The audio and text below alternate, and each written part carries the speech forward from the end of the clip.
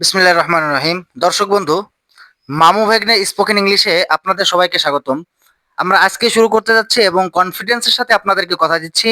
ইনশাল্লাহ আপনারা যদি আমাদের ভিডিওগুলো দেখেন, আপনারাও আমাদের মতো ইংরেজি বলতে শিখবেন। এই ইংরেজি শেখাটা শুধু আপনাদেরকে শেখাবো না, বরং আমরা নিজেরাও শিখবো।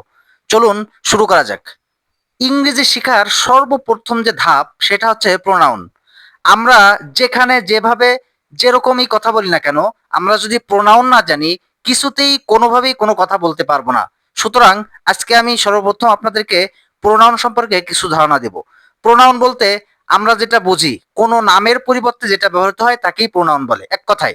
যেমন আমি, তুমি, তোমরা, সে, তাহারা।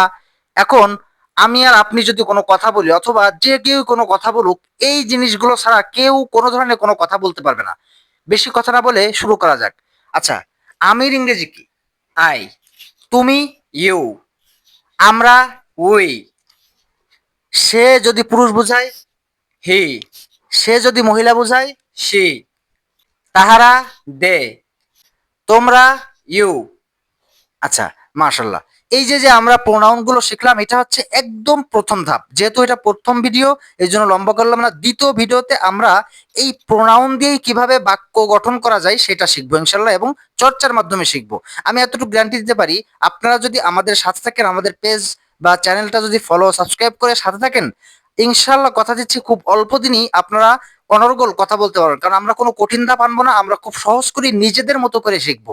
এবং এটা শুধু আপনাদের শেখাবো না, আমরা নিজেরাও শিখবো।